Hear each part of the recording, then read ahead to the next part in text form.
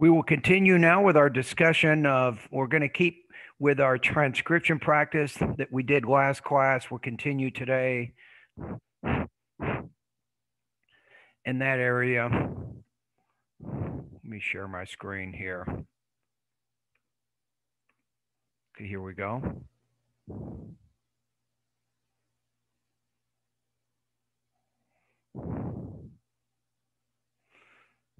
Okay, let's do this. And I think we got to the U, right? The capital U, little u, and the wedge.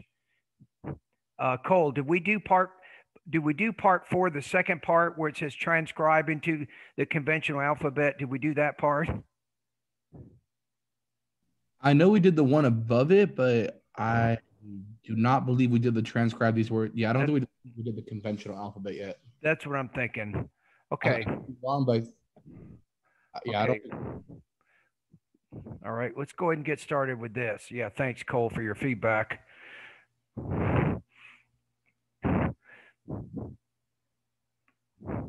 Okay, let's do this. Take a minute and look at these words.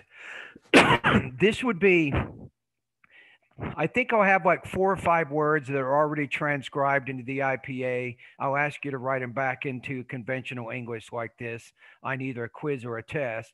So you'll see the transcriptions on both the quiz and the test that we have coming up. Okay, go ahead. See if you guys can figure these out.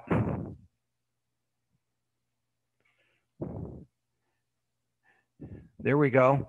And let me see if I can pull up. I want to pull up one of my students sent me a pronunciation practice, maybe.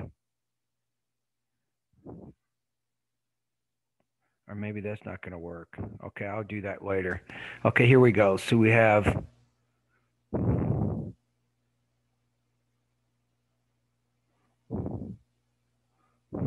look at number 1 one more time.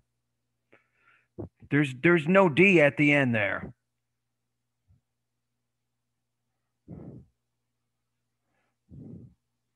Okay, 4 is good.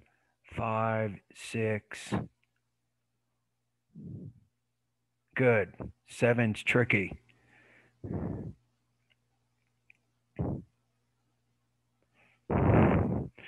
Okay, so what do we have here?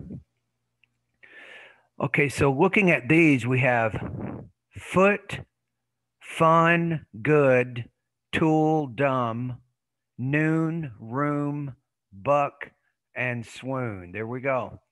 Any questions on those? As I was saying the last time, the trick here, and there's no easy way to do it with you guys, doing this for the first time, it's going to be hard no matter what, but at least you can see in every single one here, there's one vowel. You can see the vowel sound in the transcription. There's just one. So these are all 1-syllable words. So as you write words into the IPA, that's part of what can help you is to identify how many syllables you hear in the word. Then you're looking for a certain number of vowels.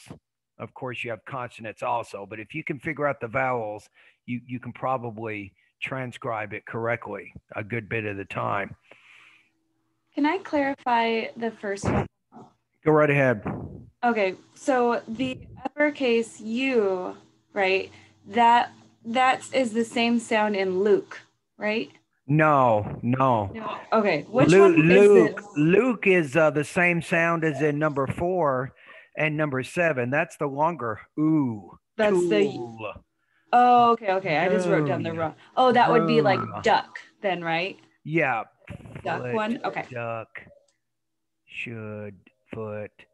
No, this is kind of like the word could or should is the capital U would be a good way to gauge. I guess I wrote that down wrong. Yeah. Thank you. Yeah, you're welcome. Okay, so we got that done. Okay, let me see if I can find this for a minute. This kind of will give you some insight into ESL for a minute here. Let me go to my email. I'm gonna show you one of the pronunciation practice that one of my students sent me. So you can kind of get an idea of what what a advanced level non-native speaker sounds like. Where is it? Let me find this. Give me a quick second.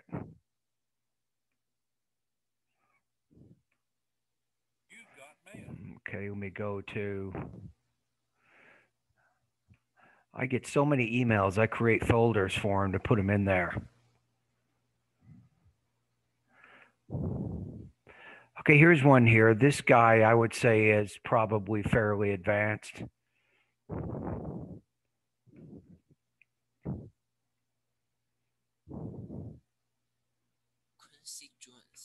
Okay, here we go. Why did I click on that? Oh.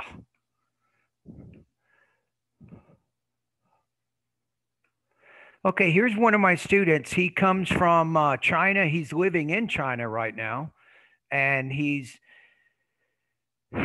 taking it's called an oral communication class. Part of what we do is we focus on pronunciation for about 1 hour, 3 days a week, and then we do some speaking and listening practice and a whole bunch of different things. Okay, here we go. Quincy Jones, or Quincy as he is often known, is one of the most decorated musicians of all time. He has won an extraordinary number of Grammy Awards both as musician and producer. His career spans nearly all types of popular music, from jazz to rock to dance and all genres between. Quincy Jones' productions are known for meticulous attention to detail. His contribution to dance music, the focus of his profile, is only a small part of his overall contributions to the history of popular music. Okay. Quincy Jones. Okay, so you heard that. So his intelligibility is, I don't know, for some of you, if you're not trained to listen to a non-native speaker, it might be difficult, right?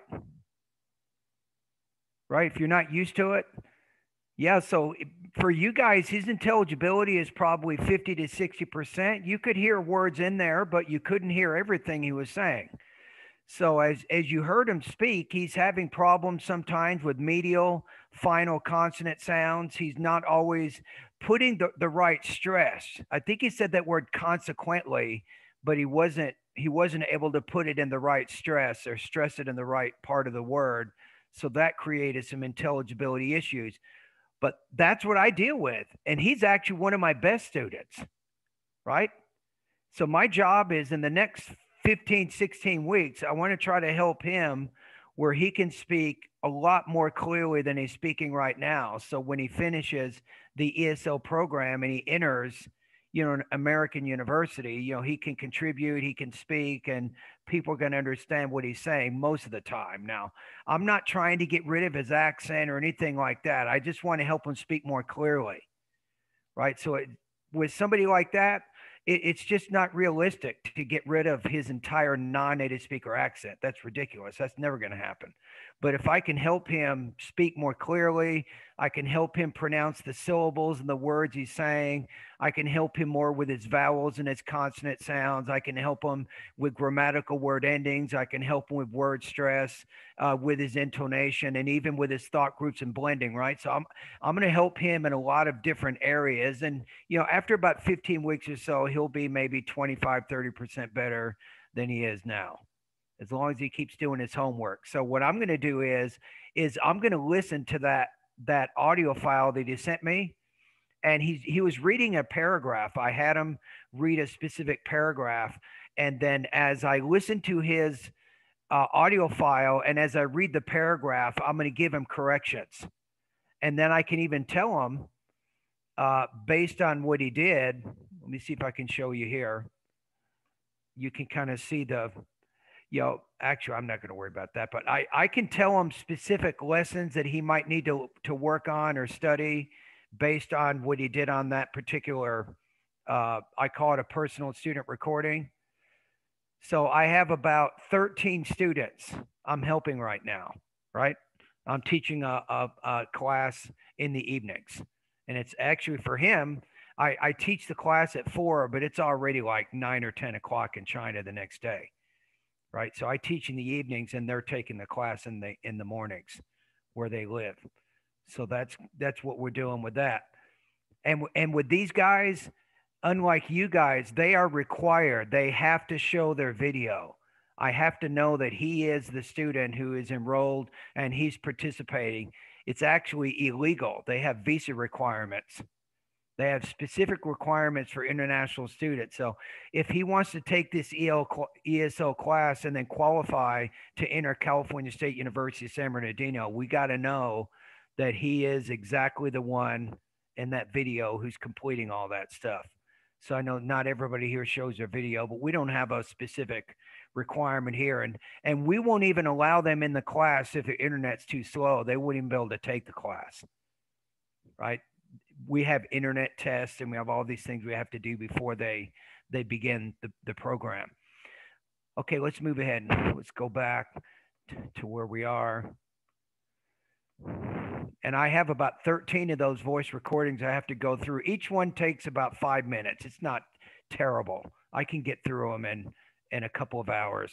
And I do a voice recording with these guys once a week. They do one every Thursday. It's due Thursday, but he's already ahead of the game.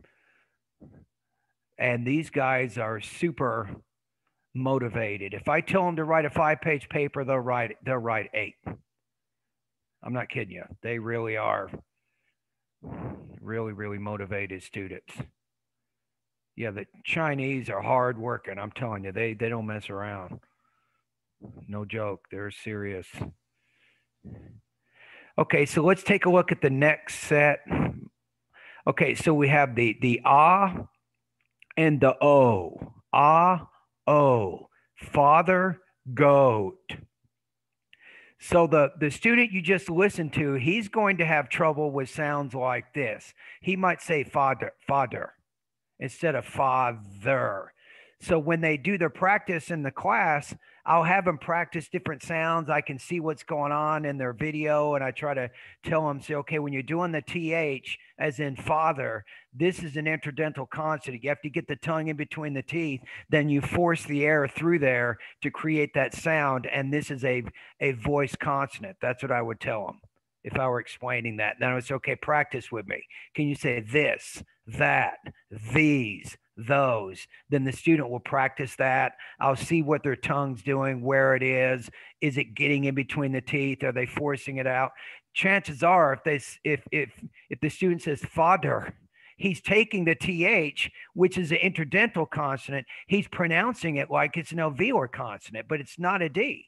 A D is an alveolar consonant. The TH is an interdental consonant. So he's pronouncing it, the wrong way. So I have to kind of show them, give them practice, and then they do more practice, and eventually they get better once they understand what their issues are. Okay, let's do this one. Let you guys annotate on this one. So we have whole bunch. You got mall, cop, soap, bowl, off, cope, zone, sock, sod, caught, soak, walk.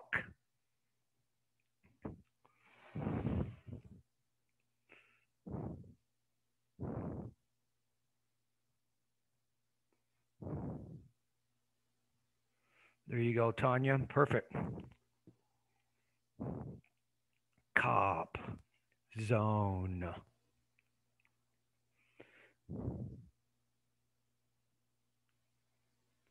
Yesterday in my pronunciation part of my class, I played a song. You guys know that I love this song by Ed Sheeran. It's called Photograph, right? So I was playing the song with him, and my students in China, unfortunately, they don't even have YouTube. They can't access a lot of my lessons because I have YouTube videos, but there's no YouTube. They can't get to it. But we did a YouTube video. I shared the screen with them, and I made sure they could see the lyrics of the song. And I was trying to point out what's called sentence rhythm. Sentence rhythm is it's a combination of stress and unstressed words. So sometimes if you take a word like can, and then you have the verb after that, like you can go, I was trying to show them how the main verb receives most of the stress and the auxiliary verbs are unstressed. They're considered function words. So as they listened to that song, I was trying to illustrate the idea of sentence rhythm, how English doesn't have exactly the same rhythm or the same tone. It varies and it changes.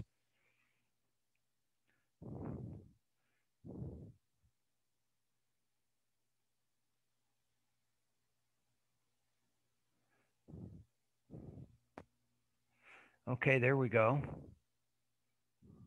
Bowl, bowl, bowl. Okay, let's look. Number one, we have mall, we have cop, we have soap, bowl, bowl. We have off, off. Good. We have no, cope. No, somebody wrote cop, cop. It's the actual O there. Yeah, cope, cope. And then zone, sock, sod, caught, soak, and then walk, walk.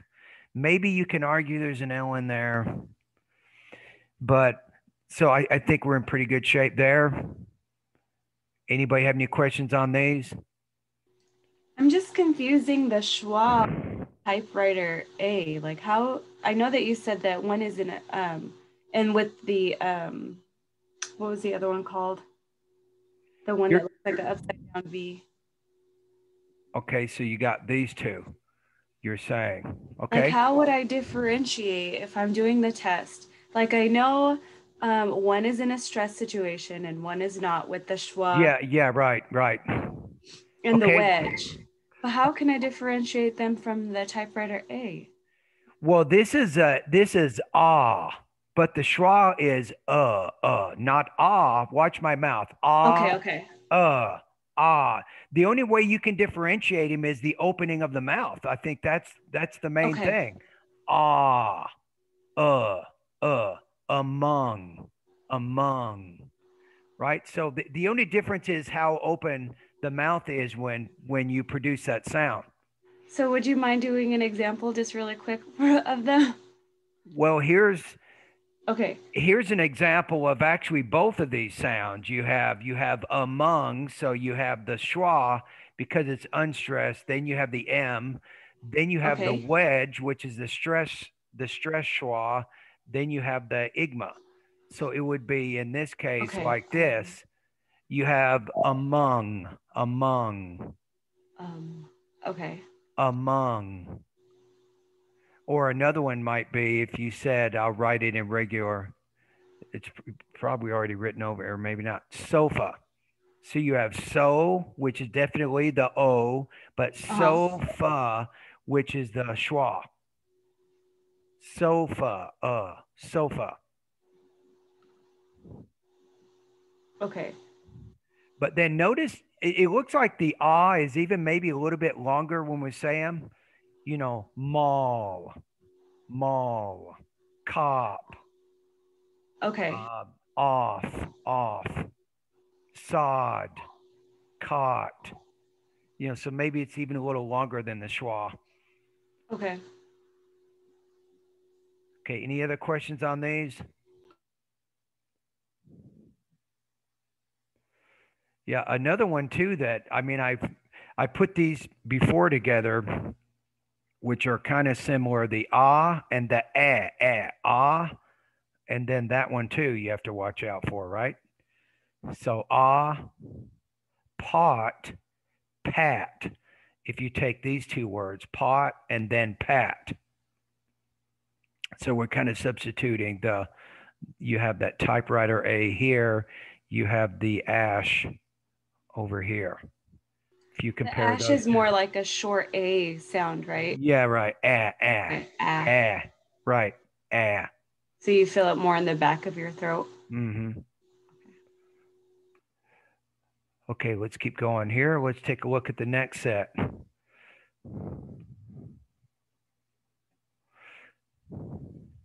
So transcribe these words into the conventional alphabet We have not, haul, hole, bow, broke, and crawl.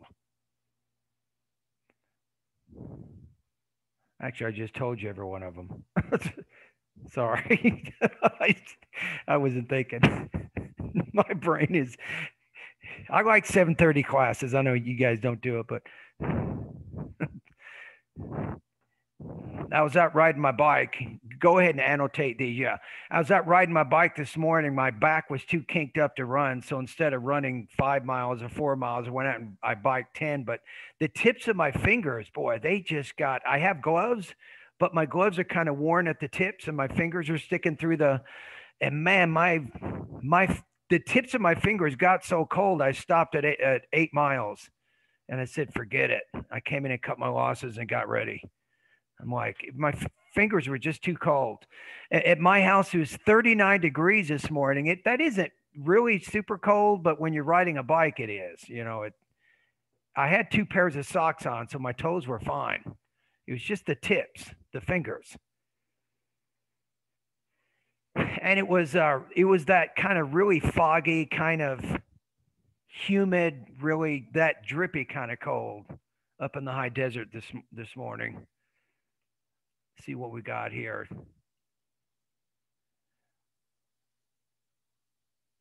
Now we got not and we have note here, right? We got both. I don't see both as being possible. Because not is totally different than note. There's a different vowel sound in there.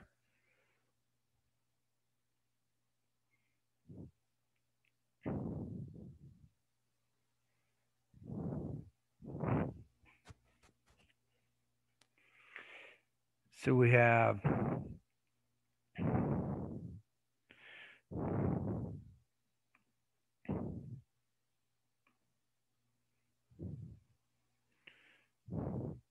yeah, there we go. So we got no. No, the E's good. Keep the E. We got note, whole, or exactly, Victoria. You can say it the other way. You got broke, haul, bow, maybe even BEAU if you wanted to. You have crawl. There you go.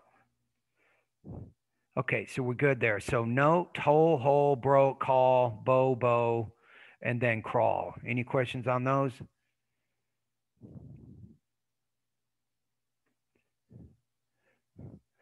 Okay, let me show you one more here. Now, I showed you one of my students in, I'm going to show you a different kind of ESL student now. I also have not just students who want to get undergraduate degrees, but I have a whole nother class of students I teach online. These are not part of California State University. These are people who come to the United States from other countries, and they have visas. The student you listen to, he doesn't have a visa that allows him to work here. His visa will only allow him to come here and get an education, and then China is going to force him to go right back. He won't be able to stay here. Now, some of my students, they have special visas, and they actually become pharmacists, doctors, nurses, dentists, physical therapists. There's a huge industry of healthcare professionals. And I don't know why, but there's not enough Americans who qualify for these jobs. So these people come into the United States and they take these high paying jobs. And I'm gonna let you listen to one of these students who is speaking as a lot more advanced than what you just heard. Let me see if I can find one in here. Yeah, here you go. Yeah, you want to hear this one. I love this student here. This student just starts off always very confidently, clearly, speaks with a lot of power. She still has not passed the TOEFL speaking section. The TOEFL is a test of English as a foreign language. So in order for her to become a pharmacist, she has to clear her credentials. Let me show you here. Let me see here. Where is it? Right here. Okay, this is Nav Upal, probably from maybe Pakistan or India. I'm not sure where she's from. but she's one of my best students right now. I'm almost positive when she takes a test, she's probably going to get 28 or 29 out of 30. So here's somebody who is advanced a lot. The other student was more intermediate or low intermediate even, but this one is definitely advanced. If you compare the two. According to the announcement, the university's business... Can you guys hear that? Yeah, she always starts off, I mean, just, she doesn't mess around. That's what I like about her. She's very confident. According to the announcement, the university's business study department will now require students to complete 1 semester of work experience. So you notice with that P and her language, the bilabial P doesn't have as much air coming out of it as it does when we speak it. So that's one of the things she's trying to work a little bit on differentiating the P and the B consonant sounds. So, but she speaks very clearly. However, the woman in the conversation disagrees to this policy for 2 reasons. Notice disagrees to this policy. Did you pick up on that? Right? So that's a preposition. That's more of a language use problem, disagrees with, but still I look at it almost as a systematic error. Okay, the preposition's wrong, Michael, but the meaning is still there. There's no meaning being obscured based on how she's communicating. Firstly, she says that this work experience... I like how she says, firstly, she says, notice how she pauses right before that dependent clause. That's good pacing. Right? It's good to pause before the dependent clause, that connector, that. Won't help students to learn anything new, as this job will mainly require them to perform basic tasks such as typing and filing. So she's doing better with her T. I'm always getting on her with her T sound, but she actually did a pretty good job on it there. Sometimes she confuses her T and her D consonant sound. They won't learn leadership and organizational skills. Secondly, she mentions that since a lot of other universities have similar requirements, there are many students working at these positions. And even if someone works at this position as a student... You notice that she says, and even if, by using even if, that conditional type subordinator there, that definitely throws her speaking into the stratosphere because that's advanced grammar. She's not just using basic grammar. She has a combination of both basic and advanced grammar, has very good control. But Michael, she said to instead of with. That's just one thing, right? You have to look at the whole 60 seconds. You can't score somebody low just because of one small problem with a preposition. You have to look at everything. You have to look at the whole response. And this won't help to secure his job for future. As once students graduate, the competition for permanent jobs will increase. See, she still struggles on that permanent jobs, right? Permanent jobs instead of permanent jobs. That's the one thing, because frankly, the sound doesn't exist in her language. That's the problem, right? So I'm trying to introduce, here is a sound we have in English. You don't have it in your language. Here's how we pronounce it. But she's going to take it and pronounce it like she's used to pronouncing it in her first language. This is a professional. Within 6 months, she'll be making $200,000 a year in the United States right now. I'm not kidding with you. She just needs to pass the TOEFL. She'll pass the speaking section. She clears her pharmacy credential. She's already done the 6 or 7 or 8 years of college. She's finished with it all. She just needs to clear the TOEFL exam. That's all she needs to do. And there won't be enough full-time jobs for all the business graduates in the city. And that's why she feels that this policy is not a good idea. She did better on it. You see the policy at the end there? That was better. So this is what we call variability in language use. Variability in second language acquisition means that she might make the error sometimes, but not all the time. Sometimes she might have problems with the preposition with, but maybe not all the time. Now, if it's a patterned error, right, every single time she has exactly the same problem, then that means that's something in her language she hasn't mastered yet. She needs to master that. But I see a lot of what she does now is a lot of random type errors. She definitely has proficiency. She speaks with fluidity of expression. She has good control over her tone. She doesn't just speak in a monotone. She has a combination of both basic and advanced vocabulary and grammar. And her topic development is excellent because she was talking about a reading and a listening passage, right? So she had to she had to read the passage, listen to the lecture. She had to take down notes, and then she had to organize that information. And that's what you just heard. You heard her summarize those sources. So she had a nice structure to how she did all of that. I give her 30 days, she's going to be done. Really, somebody like that. Now, that other student you listen to, for him to get to where she is, I don't know, I'm going to say a couple of years minimum. It's probably going to take him at least 2 years to get from where he is right now to what you just heard with in what I call her by abbreviations, in you. Okay, let's keep going. Let's go to the next part here.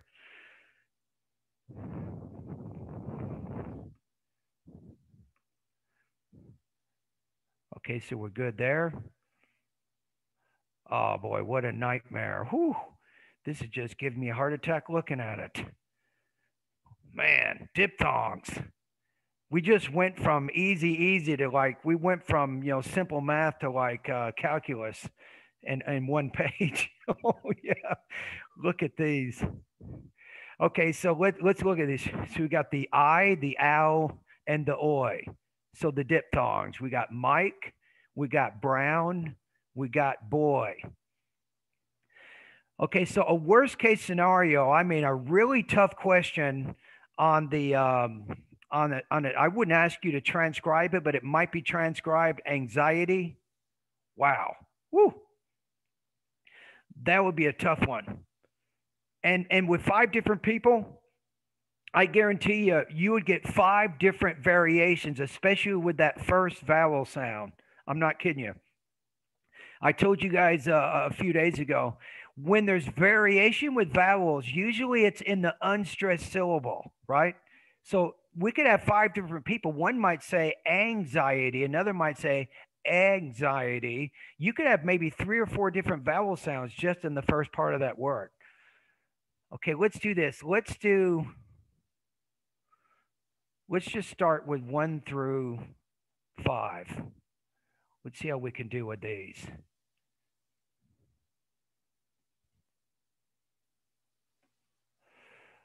Okay, go ahead and try these out. So just focus on 1 through 5, 16 through 20, just those first 10.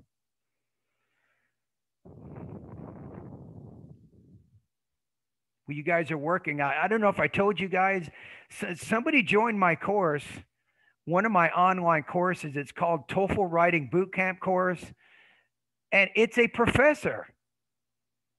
So a university professor joined my writing bootcamp course. I'm like, what am I going to teach this person about writing?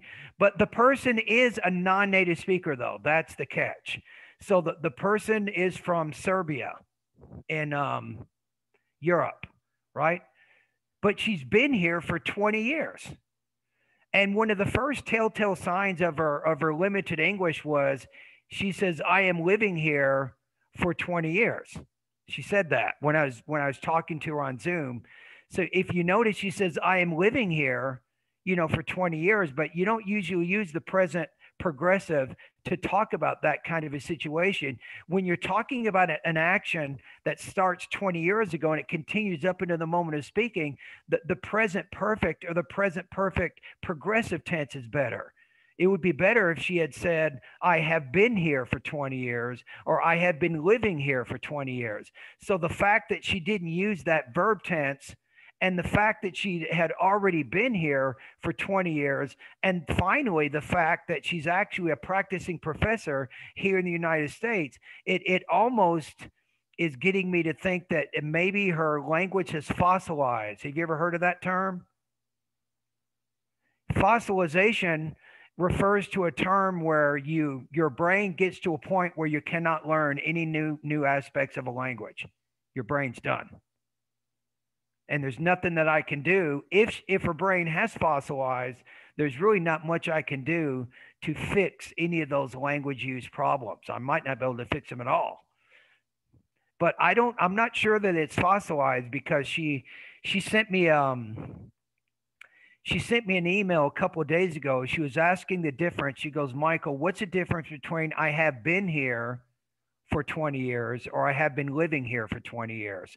So in that case, I told her, I go, you can use the present perfect and the present perfect progressive. You can use both verb tenses and they don't really have that big of a difference in meaning.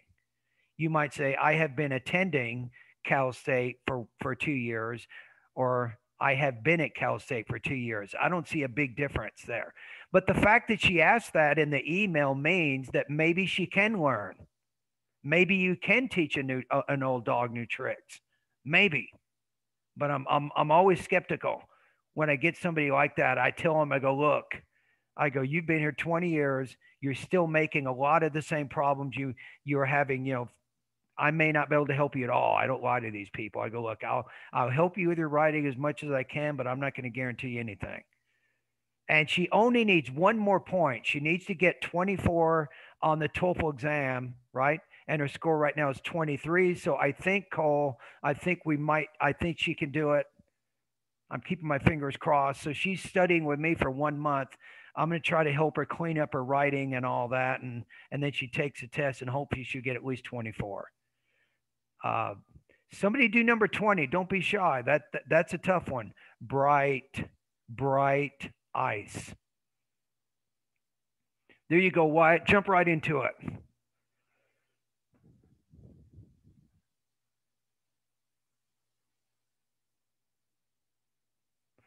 Don't forget the R though. Bright. Yeah, there you go. You got it. I see it.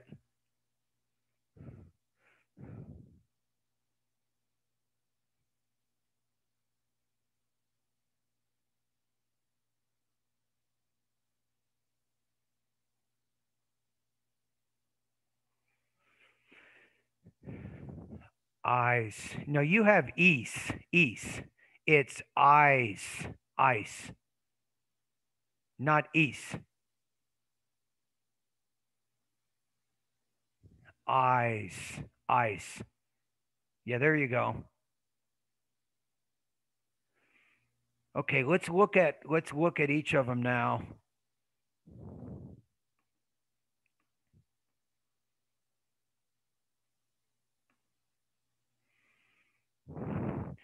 Okay, we have bound.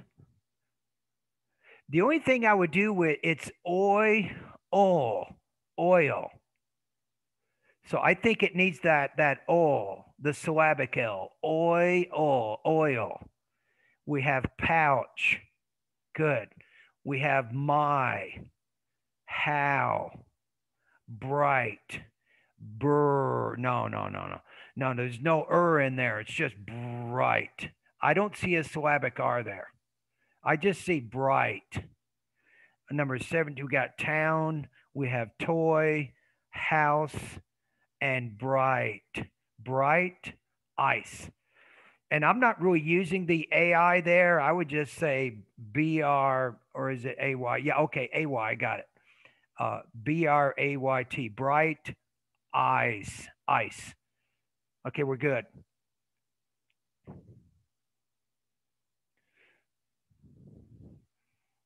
Okay, let's move on from there.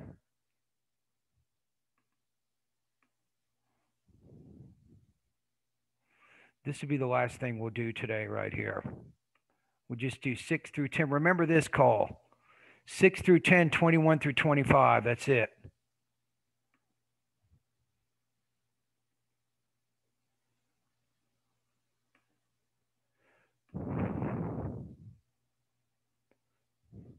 Okay, go ahead and do 6 through 9 and 21 through 24 there. We'll look at them together in just a minute.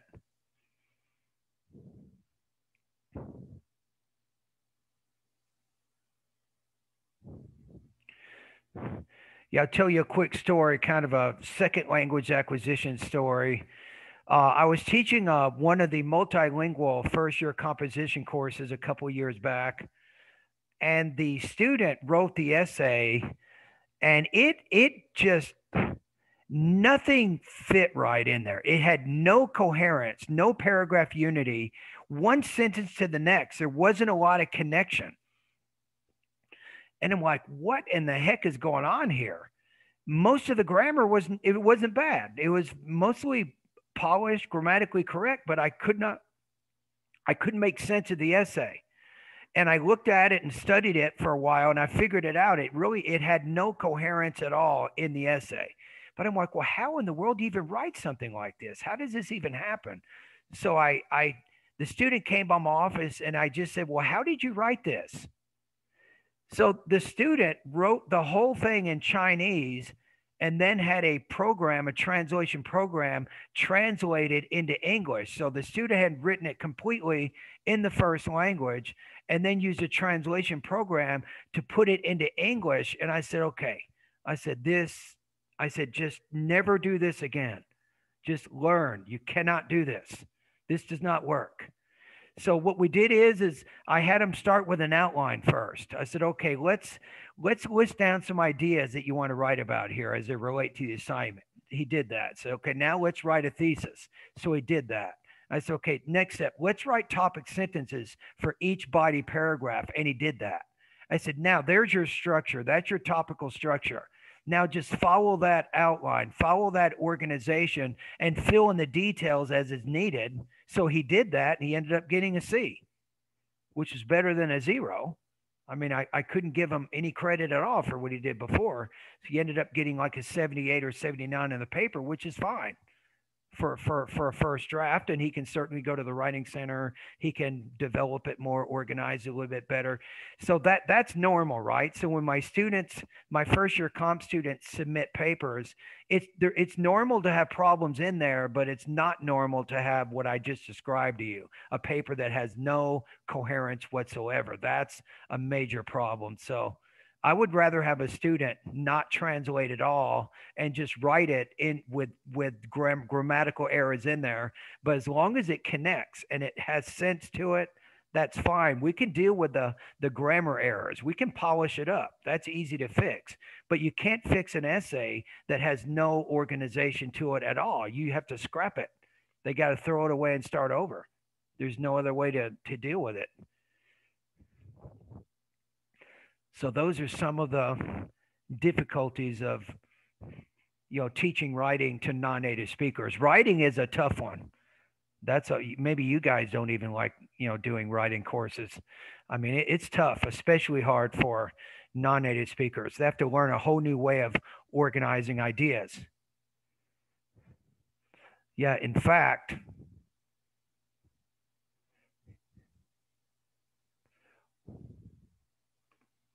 where is it? Here. Yeah.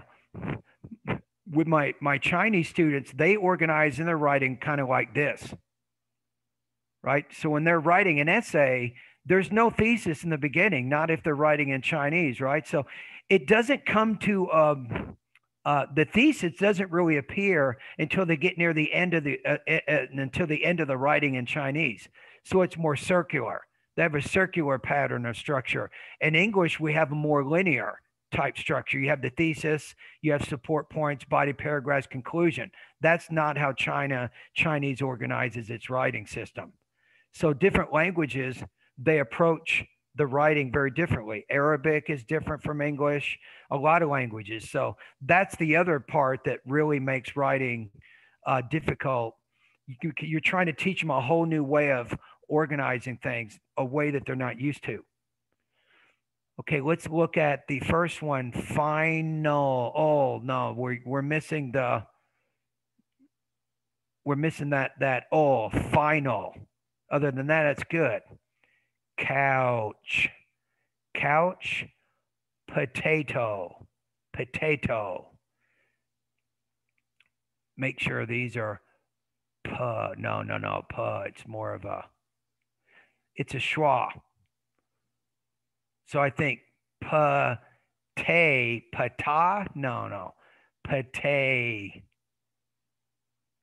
It's the little e.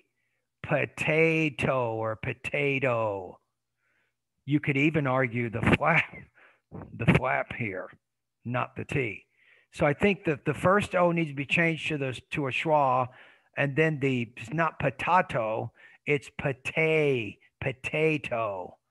And then you got fright, fright, night. You have mouth.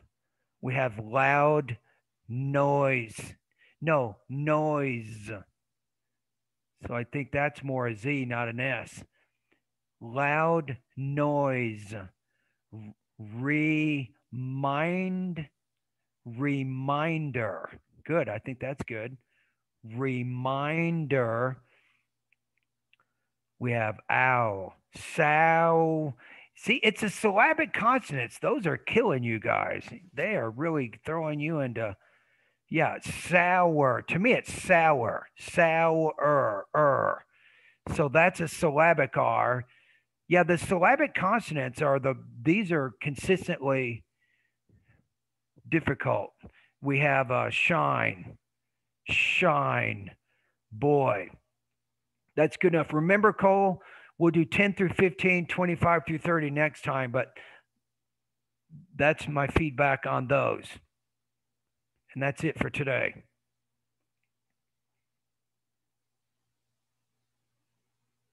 Good. We're just about done with what I wanted to do, so we're good. We're moving in the right direction.